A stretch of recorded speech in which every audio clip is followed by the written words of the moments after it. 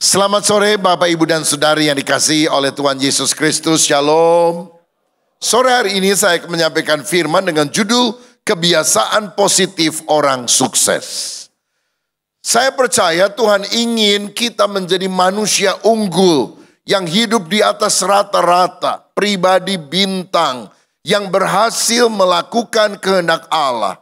Dan Alkitab berkata, jika kita taat kepadanya, Dia mengangkat kita naik menjadi kepala, tidak menjadi ekor. Kita akan tetap naik, tidak akan turun. 1000 tangan bisa menarik kita ke bawah. 1 tangan Yesus mengangkat kita ke atas. Kita akan memperoleh kemenangan. Siapa yang setuju? Berikan tepuk tangan yang meriah untuk Tuhan kita.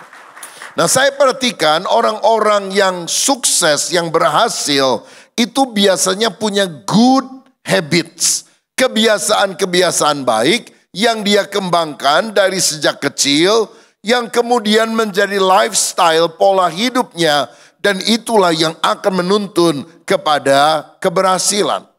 Ada beberapa hal yang kita bisa perhatikan dari orang-orang yang sukses. Yang pertama, orang yang berhasil biasanya punya tujuan hidup dan membuat rencana atau strategi untuk mencapai tujuan itu. Kalau kita punya tujuan, punya visi, maka hidup kita terarah. Kita tahu apa yang kita raih di depan kita. Hidup kita 1 tahun yang akan datang, 3 tahun, 5 tahun, 10 tahun. Harus lebih baik dari yang sekarang. Orang yang sungguh punya arah, dia tahu apa yang dia mau. Tidak membuang-buang waktu untuk perkara-perkara yang sia-sia. Ada orang bilang, hidup itu sudahlah mengalir saja seperti air. Tapi tahukah saudara, mengalir tanpa arah sama dengan hanyut.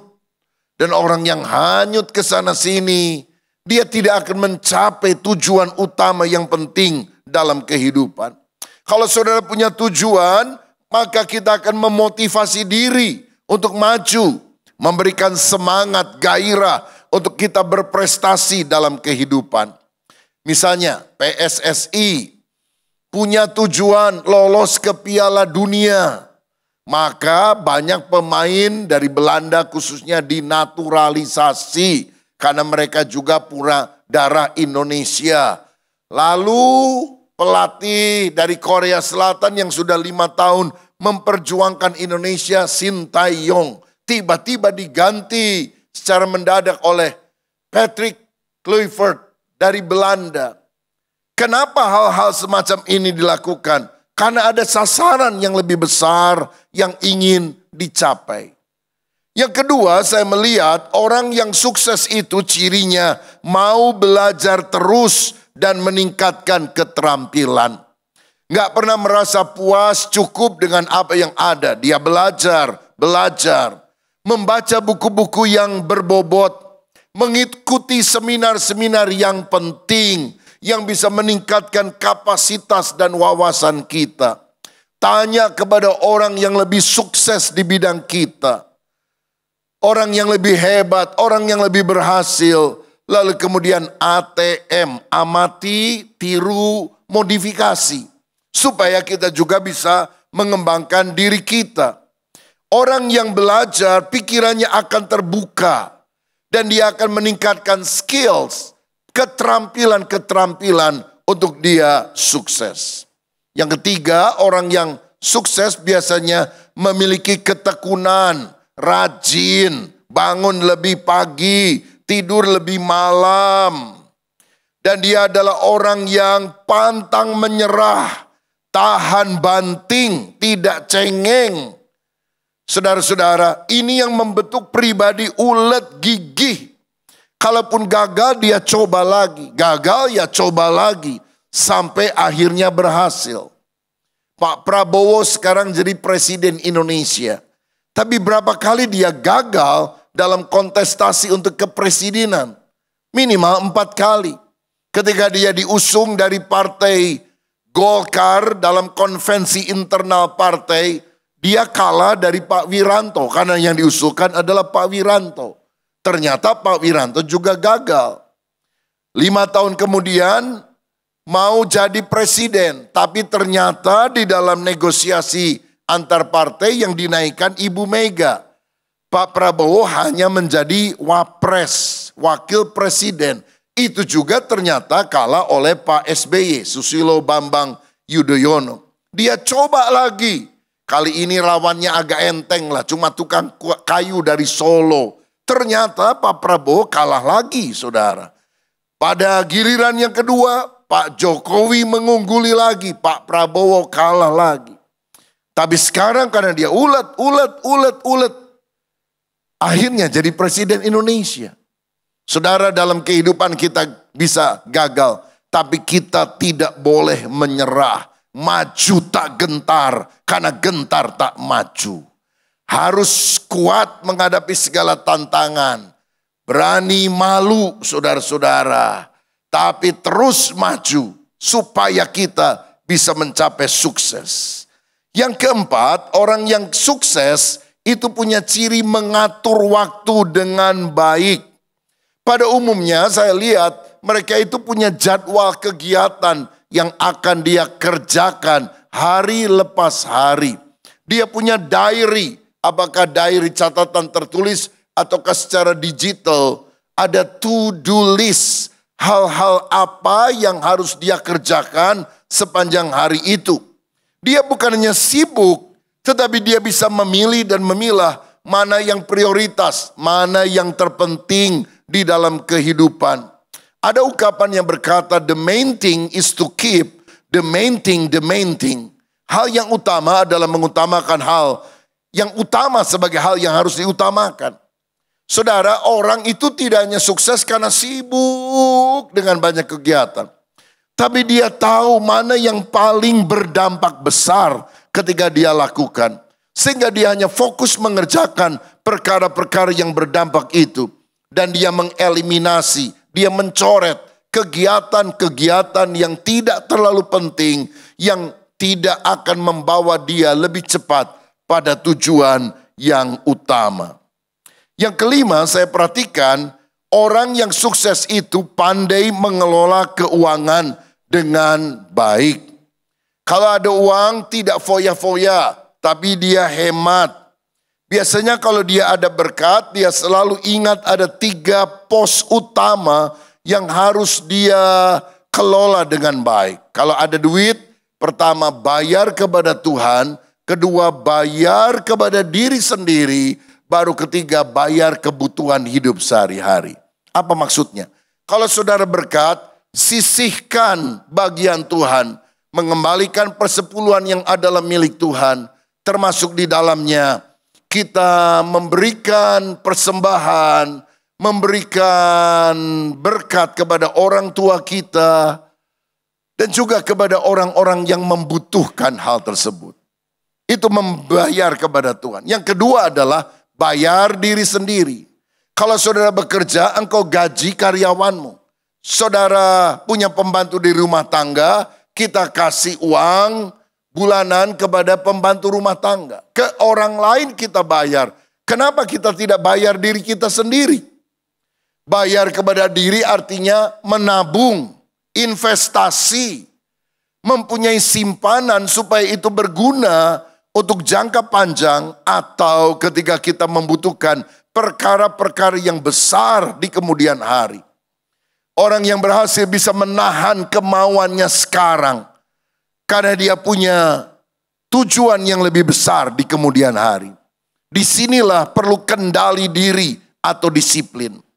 Disiplin membuat kita tidak enak pada masa kini, tapi kita akan enak pada masa yang akan datang. Lawannya adalah alasan, excuse. Ayo latihan ini, ayo disiplin ini. Aduh gak bisa saya begini begitu. Kalau engkau berdisiplin sekarang tidak enak, nanti enak. Tapi kalau saudara membuat alasan, excuse, sekarang lebih enak, tapi nanti tidak enak. Saudara mau pilih yang mana? Karena itu kelolalah keuangan kita juga dengan baik. Bayar kepada Allah, bayar kepada diri sendiri, menabung investasi. Baru bayar kebutuhan hidup sehari-hari. Bayar biaya rumah, biaya sekolah, biaya makan, biaya transportasi, dan sebagainya. Yang keenam, saya lihat orang yang sukses itu membangun relasi secara positif. Dia percaya bahwa persahabatan itu adalah harta yang sangat berharga. Mari kita punya pandangan bahwa 1000 teman terlalu sedikit, 1 musuh terlalu banyak. 1 musuh bisa membuat kita makan tidak enak, tidur tidak nyenyak. Lagi makan tidak bisa tidur, lagi tidur tidak bisa makan. Ya emang ya. Saudara-saudara, saya bersyukur kemanapun saya pergi melayani, ke berbagai negara di Asia, di Australia, di Amerika, di Kanada, ke Eropa. Saya selalu punya teman-teman yang saya bisa call, saya kontak, dan mereka bilang welcome. Mereka sambut saya di airport, mengantarkan saya ke tempat-tempat yang saya ingin tuju, mengantar ke gereja untuk pelayanan khotbah pada hari Minggu. Dan saya bersyukur karena persahabatan sangat berharga. Dan tentu kita harus menjalin relasi dengan baik dengan banyak orang. Saudara-saudara, mari kita punya relasi yang positif. Dan yang ketujuh, seorang yang berhasil punya good habits ini merawat kesehatan dengan baik.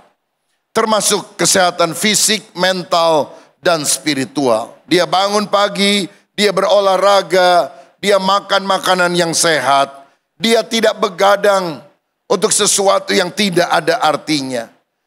Dia juga rawat jiwanya. Tidak hidup dalam kepahitan. Tidak iri, dendam. Dia juga tidak serakah. Hidup bagi diri sendiri. Dia merasa cukup dengan berkat Tuhan. Bahkan bisa mengucap syukur di dalam segala hal. Lagi pula dia rawat kesehatan spiritualnya. Dia hidup takut akan Tuhan. Menjalin relasi dengan Tuhan. Menjauhi dosa dan godaan dalam kehidupan. Kalau saudara melakukan 7 hal ini, saya percaya kita akan dituntun pada keberhasilan dalam hidup kita. Nah, tetapi saya mau sampaikan satu hal penting ini. Kesuksesan sejati itu berbeda dengan apa yang dipikirkan oleh dunia. Banyak orang pikir sukses itu adalah makin kaya, rumahnya makin besar, mobilnya lebih bagus, uangnya lebih banyak, jabatannya lebih tinggi, karirnya lebih cemerlang, popularitasnya bertambah. Mungkin follower dia di sosial media makin lama makin banyak. Saya percaya sukses sejati tidak ditentukan oleh kekayaan, jabatan, atau popularitas. Tapi ditentukan apakah hidup kita berkenan kepada Tuhan atau tidak. Satu hal yang saya inginkan ketika saya berjumpa dengan Tuhan.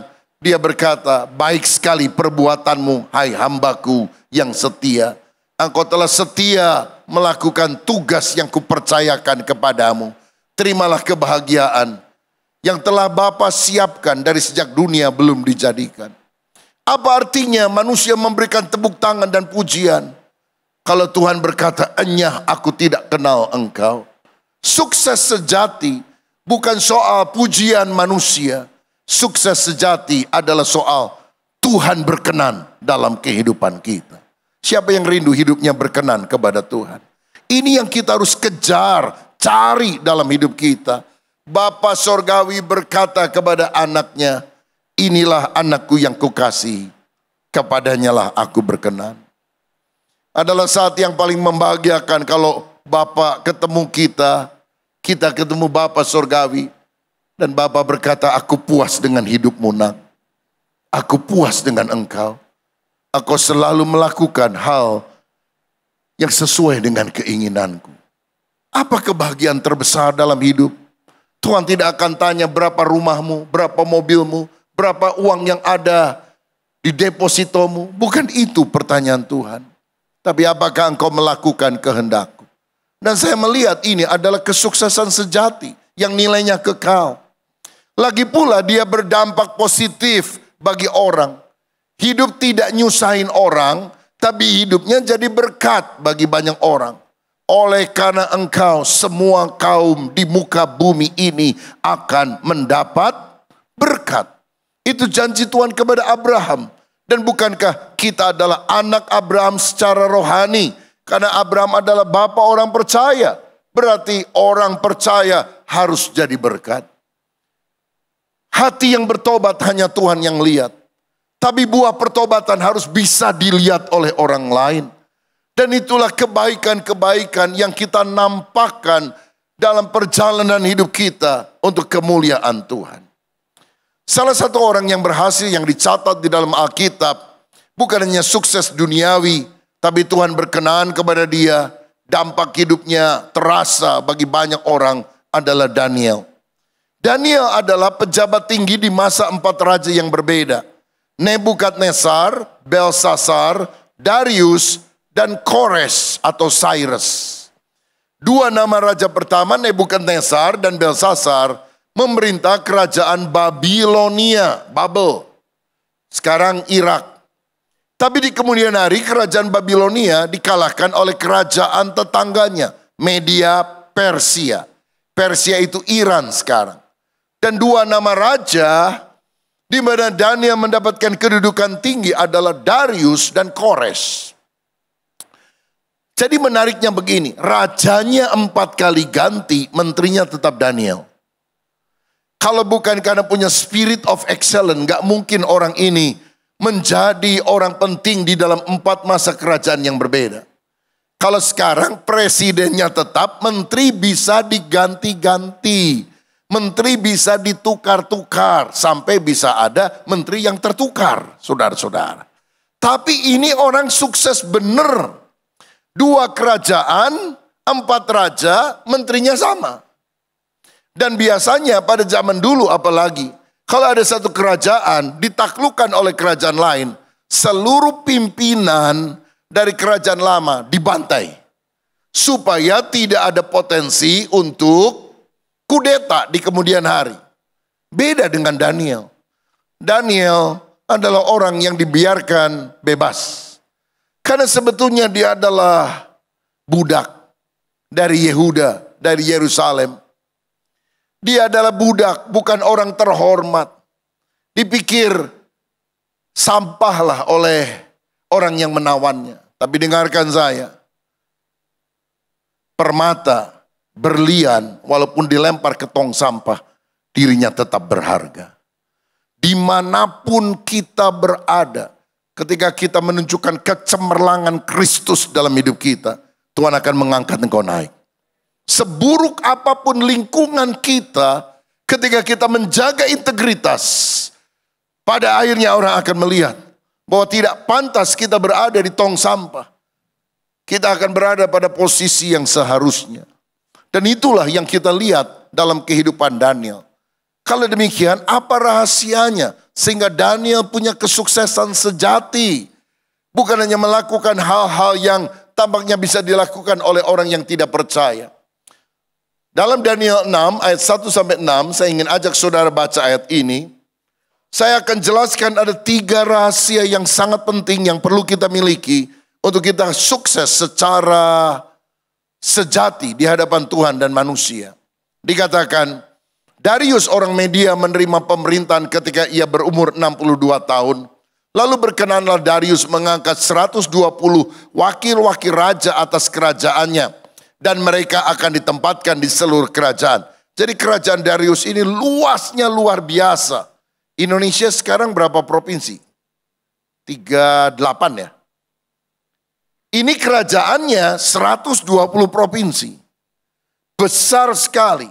Dari daerah Irak, Iran sekarang sampai masuk ke India, ke berbagai tempat. Luas sekali kerajaannya.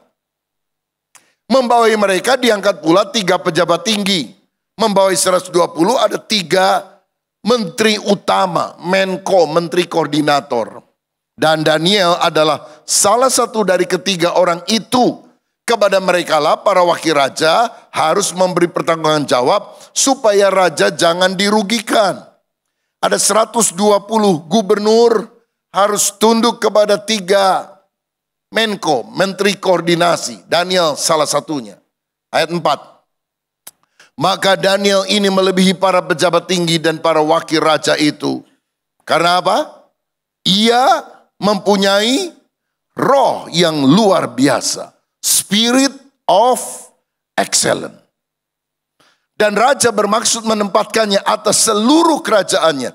Berarti dia jadi Perdana Menteri, saudara. Bayangkan orang buangan, orang Yahudi yang ditawan menjadi pemuka dalam kerajaan Media Persia. Dan tentu saja ini membuat lawan-lawannya orang Media, orang Persia menjadi iri kepada Daniel. Kemudian para pejabat tinggi dan wakil raja mencari alasan dakwaan terhadap Daniel dalam hal pemerintahan. Baca bersama. Tetapi mereka tidak mendapat alasan apapun atau sesuatu kesalahan. Sebab ia setia dan tidak ada didapati suatu kelalaian atau sesuatu kesalahan padanya. Dicari-cari kesalahannya, nggak ketemu, saudara. Dia bertanggung jawab. Maka berkatalah orang-orang itu, kita tidak akan mendapat suatu alasan dakwaan terhadap Daniel ini, kecuali dalam hal ibadahnya kepada Allah. Saya melihat 3 hal utama yang kita harus miliki untuk berhasil sejati. Pertama, Daniel itu mengutamakan perkara rohani. Dan ini nampak dalam ketekunan ibadah. Dalam ayat yang ke-11 dikatakan, demi didengar Daniel bahwa surat perintah itu telah dibuat, pergilah ia ke rumahnya. Dalam kamar atasnya ada tingkap-tingkap yang terbuka ke arah Yerusalem. 3 kali sehari ia berlutut berdoa serta memuji Allah seperti yang biasa dilakukannya. Dia punya kebiasaan, habit. Apa habitnya? Berdoa kepada Tuhan sehari 3 kali, pagi, siang, dan petang. Dan walaupun ada ancaman sepanjang bulan ini tidak boleh menyembah ilah atau Allah manapun, kecuali menyembah Darius sebagai raja. Jadi orang kalau nikah itu kan kadang disebut jadi raja sehari, jadi ratu sehari. Tapi ada peristiwa dalam Alkitab, Raja Darius ingin disembah sebagai Allah 1 bulan. Jadi ada peristiwa bukan raja sehari, Tuhan sebulan, saudara. Dan yang gak nyembah Tuhan sebulan akan dimasukkan dalam gua singa. Dan saya mau bilang Allah tidak pernah diganti-ganti posisinya. Di sorga gak ada pemilihan umum. Lalu Tuhan suruh turun sebulan dari tahtanya. Gak akan pernah, saudara. Dan walaupun ancaman masuk gua singa terjadi, Alkitab bilang dia tetap berdoa 3 kali sehari seperti biasa. Yang biasa dia lakukan. Orang yang punya kebiasaan baik dan tahu itu berkenan kepada Allah, tantangan boleh datang, dia tetap melakukan kebiasaan itu. Dia berdoa kepada Tuhan. Ke arah Yerusalem. Saudara tahu, kota pertama yang dicatat menjadi kiblat doa untuk orang sembahyang adalah Yerusalem. Bukan kota yang lain. Semua doa-doa yang ditujukan pada kota tertentu, itu awalnya kepada Yerusalem. Yang lain niru untuk hal tersebut. Tapi kita orang Kristen gak perlu kiblatnya Yerusalem. Kenapa? Pertama, kita bukan orang Yahudi. Yang kedua, yang lebih penting, Yesus sendiri bilang kepada wanita Samaria, Yohanes 4, kita tidak menyembah Tuhan di Gunung Gerizim atau di Yerusalem. Karena Allah adalah roh, barang siapa menyembah dia harus menyembahnya dalam roh dan kebenaran.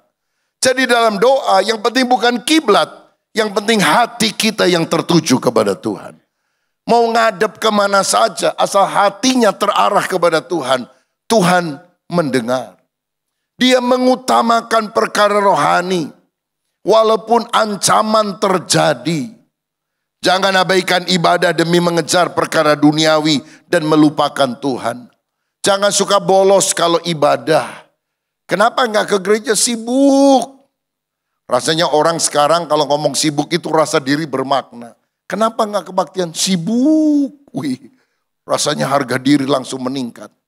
Coba kalau saudara tiba-tiba sesak napas, enggak bisa bernapas. Lalu kita tanya dalam hati, Tuhan kenapa saya enggak bisa napas? Bisa mati nih kalau keterusan.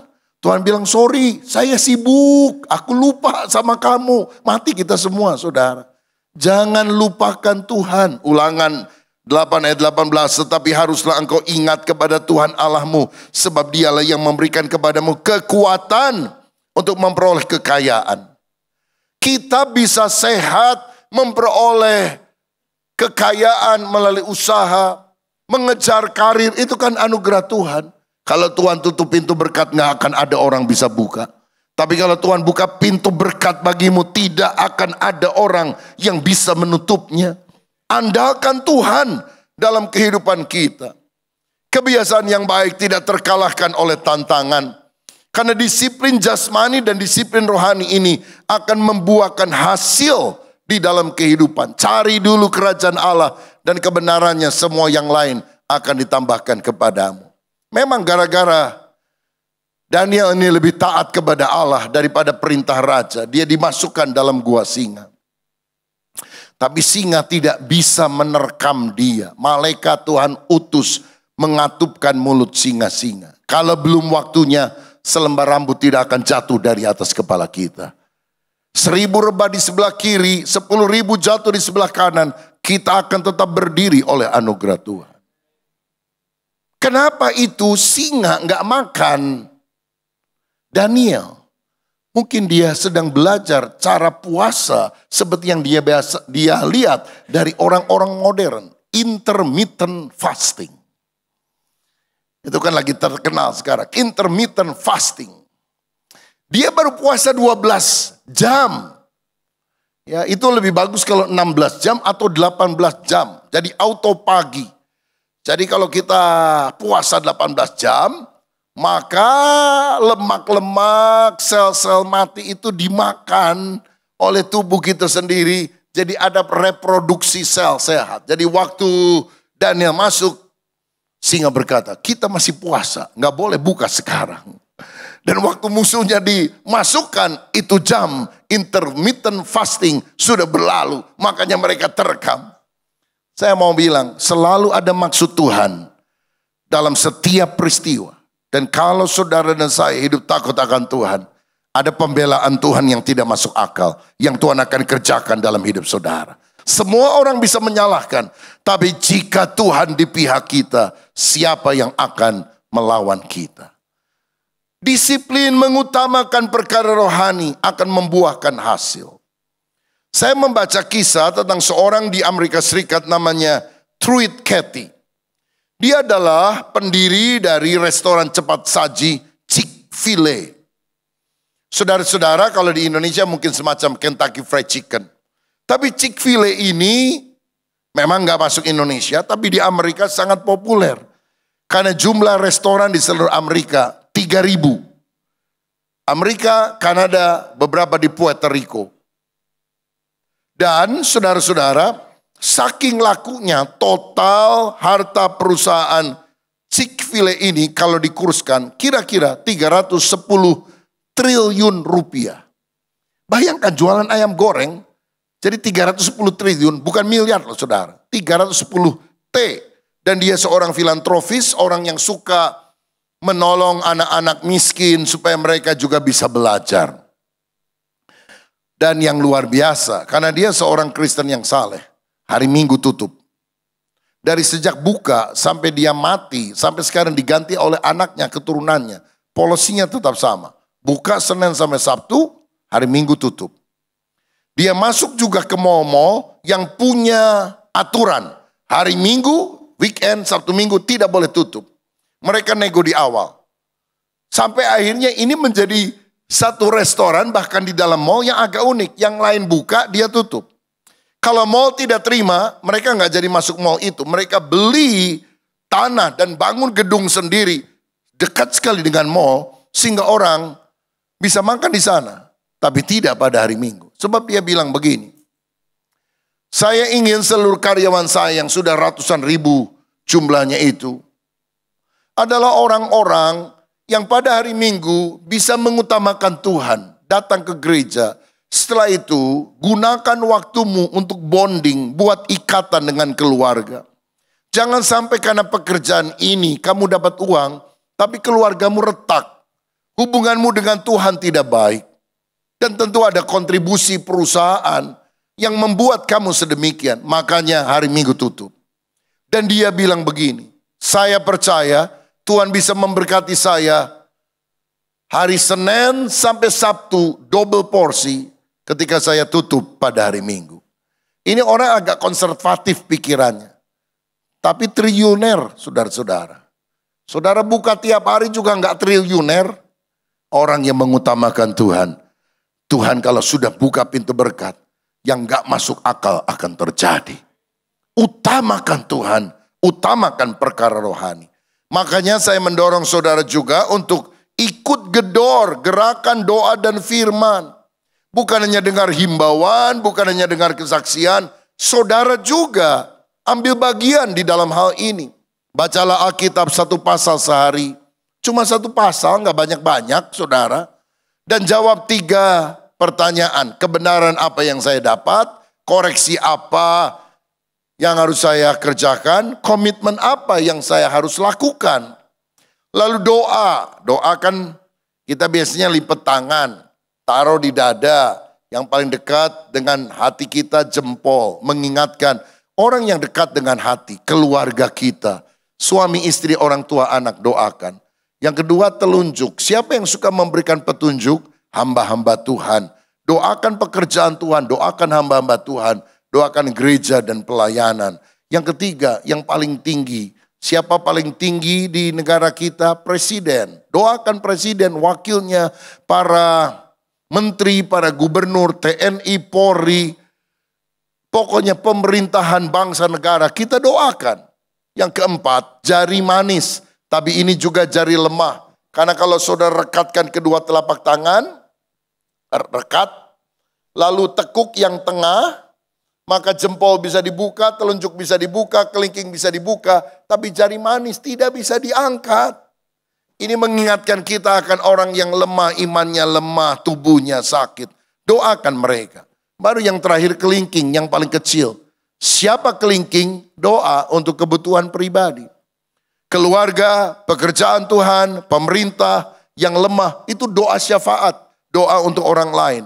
Baru untuk diri pribadi adalah doa pribadi. Kalau engkau mengutamakan Tuhan seperti Daniel, percayalah Tuhan akan mengangkat engkau naik. Yang kedua, Daniel adalah orang yang menjaga integritas. Dia jujur, bertanggung jawab dalam pekerjaan. Tidak ada kesalahan yang dia lakukan. Tidak tergoda jalan pintas seperti korupsi, bohong, dan sebagainya. Di perjanjian lama saya ingat tokoh lain, Yusuf. Yusuf itu masuk penjara karena difitnah oleh istri Potifar. Tapi karena dia jaga integritas, dia mengartikan mimpi Firaun jadi perdana menteri di Mesir.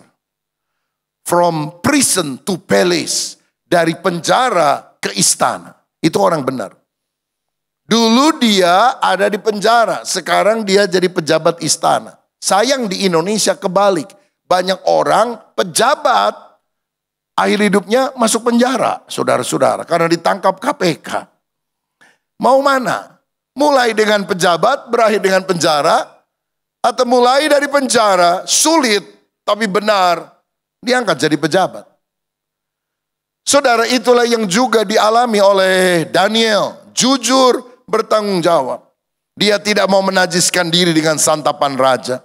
Artinya dia tidak mengikuti budaya yang bertentangan dengan imannya. Walaupun di lingkungan saudara terjadi pergaulan bebas, kompromi moral.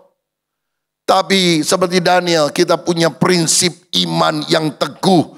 Walaupun iman tidak mendukung, tetap jadi terang dalam kehidupan. Jangan bilang ya kalau Tuhan bilang tidak. Jangan bilang tidak kalau Tuhan bilang ya. Taati, hidup lurus. Maka hidup kita akan berkenan kepada Tuhan. Jaga integritas. Yang ketiga, yang terakhir, meraih prestasi tinggi. Saudara tahu orang yang mengembangkan good habits, membuang bad habit dalam hidupnya, maka pencapaiannya selalu tinggi. Dia punya target-target yang dia kejar dan Tuhan membuat dia berhasil Sehingga keberhasilan bukan hanya menjadi satu momen, tapi berbagai keberhasilan demi keberhasilan. Kesaksian demi kesaksian dia miliki karena dia meraih prestasi tinggi. Apa saja prestasi yang dia raih? Pertama, Daniel adalah cakap memanage pekerjaan pemerintahan. Tidak ada kesalahan sehingga dia menjadi orang yang terpercaya. Amsal 22 ayat 9. Pernahkah engkau melihat orang yang cakap dalam pekerjaannya? Di hadapan raja-raja dia akan berdiri, bukan di hadapan orang-orang hina.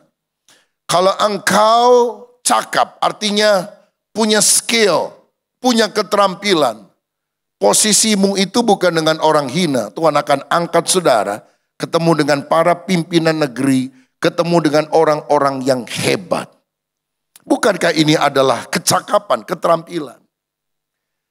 Ada anak muda datang ke gereja, lalu ngomong sama Pak Pendeta. Pak Pendeta bisa tolong doakan saya supaya saya diterima kerja di perusahaan yang bagus. Oke? Kamu sudah melamar berapa perusahaan? Oh, harus ngelamar ya Pak Pendeta? Nggak cukup cuma ditumpang tangan sama Pak Pendeta kah? Loh, ya harus melamar dong. Berapa biji perusahaan yang harus saya lamar? Cukup satu Pak Pendeta?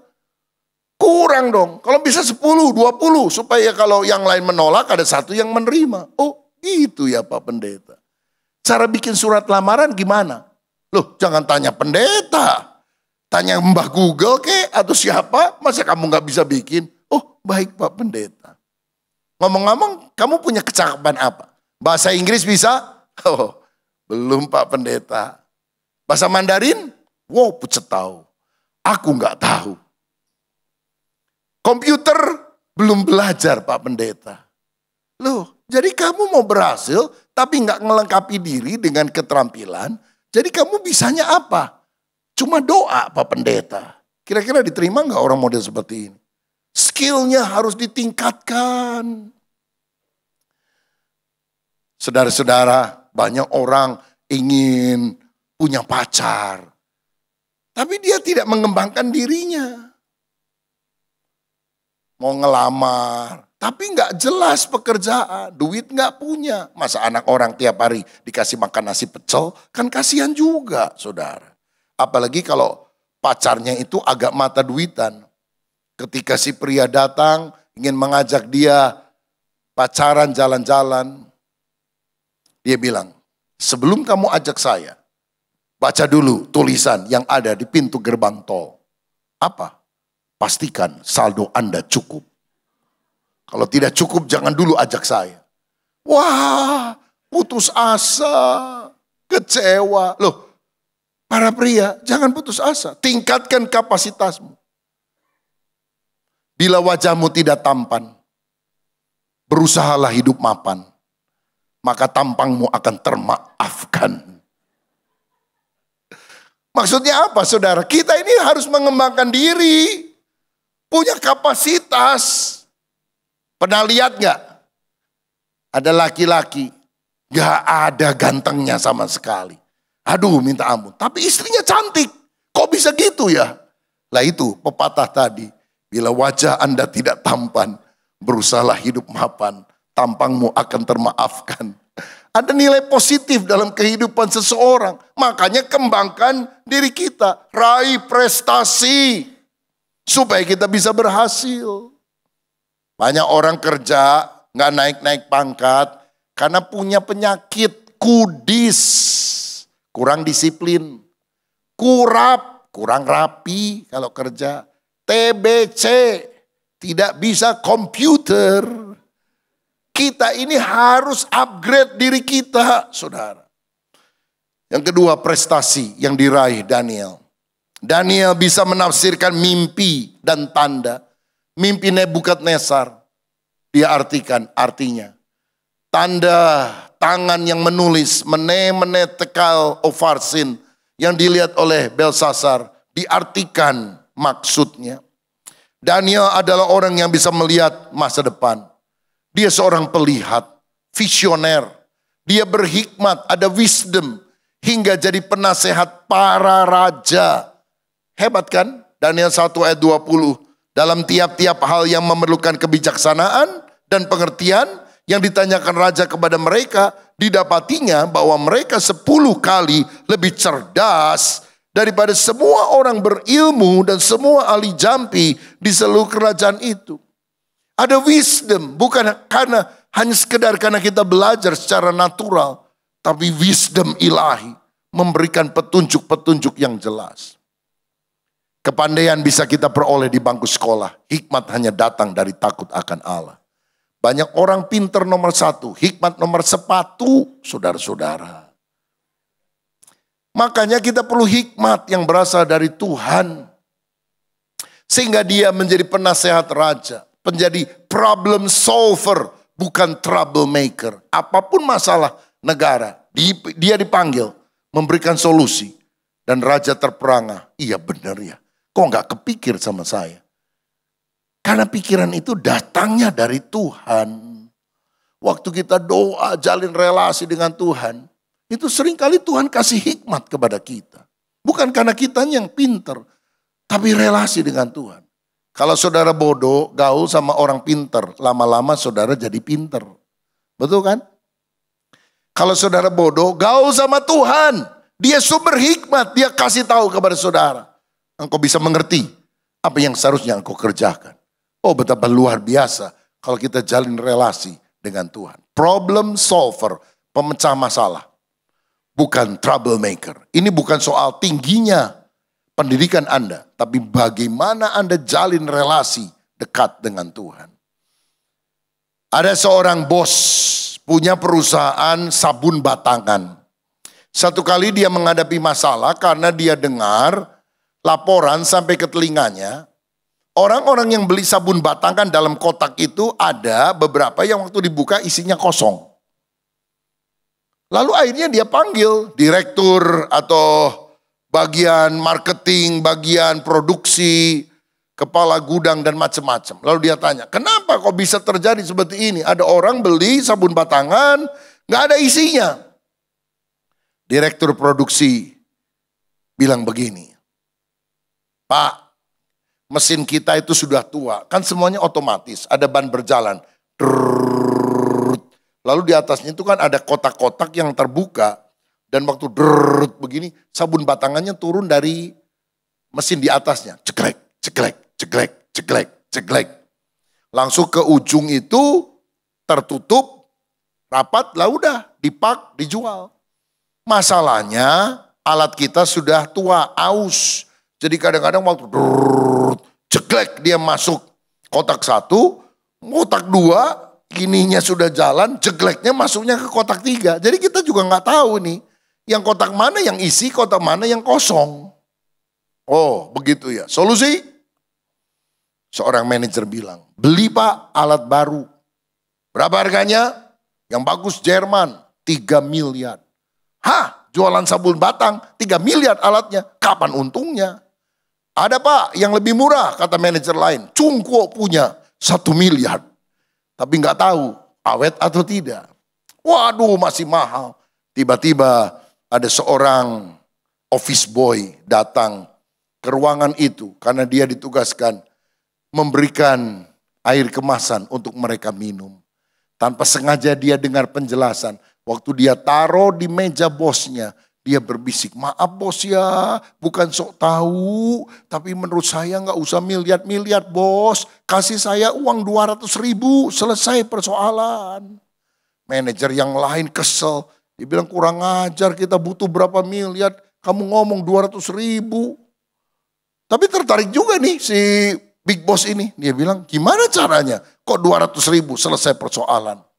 Saya belikan kipas angin aja bos. Saya pasang high. Jadi waktu di ujung itu kan, saya semprot dengan kipas angin. Bung.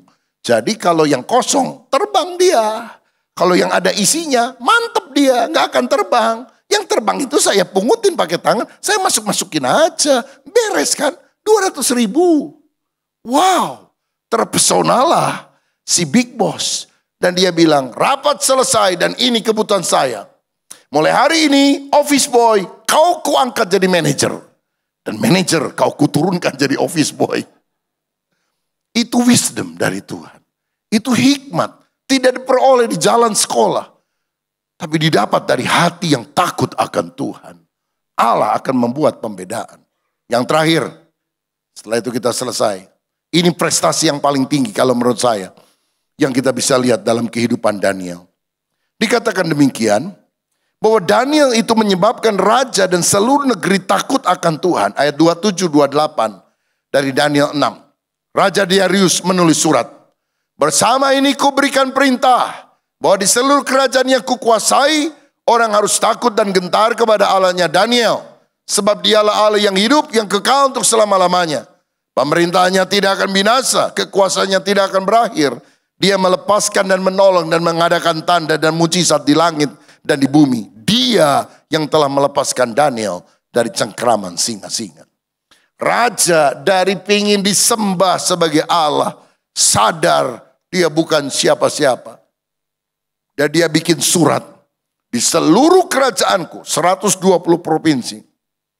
Semua orang harus takut kepada Allahnya Daniel. Karena dia sanggup satu-satunya yang melepaskan Daniel dari cakar singa. Apa prestasi kita tertinggi? Bukan kalau kita kaya, uang kita banyak, rumah kita tambah besar. Tapi kalau engkau lewat pekerjaan profesimu bisa membawa banyak jiwa kepada Yesus dan diselamatkan. Siapa yang setuju dengan saya? Berikan tepuk tangan yang paling meriah untuk Tuhan. Prestasi terbesar yang kita bisa raih dalam kehidupan yang sementara. Ketika kita dalam profesi kita, dalam tugas pelayanan kita, dalam posisi apapun yang Tuhan percayakan kepada kita, bisa membawa keluarga kita, bisa membawa teman-teman kita, bisa membawa orang-orang di sekitar kita takut akan Tuhan, menyembah Yesus, sehingga keselamatan kekal diperoleh. Makanya saya bilang tadi, kita boleh ikut bagaimana cara mengembangkan diri, bisa jadi orang berhasil, mengelola uang dengan baik, mengelola waktu dengan baik, punya visi dalam kehidupan, semuanya harus kita miliki. Tapi ketika kita hanya menjadi orang sukses, belum sukses sejati. Seluruh negeri sujud menyembah kepada Tuhan. Itu adalah kesuksesan yang tertinggi. Dan Allah ingin memakai saya dan saudara menjadi alatnya, membawa banyak jiwa kepada Yesus. Siapa yang hari ini ingin diurapi oleh Roh Kudus, menjadi orang-orang yang berhasil, dipakai Tuhan, membawa jiwa bagi Kristus, berdoa, dan melangkah di dalam kebenaran, berkat Tuhan akan dicurahkan. Selamat malam, Tuhan Yesus memberkati kita semuanya. Mari kita berdiri bersama-sama.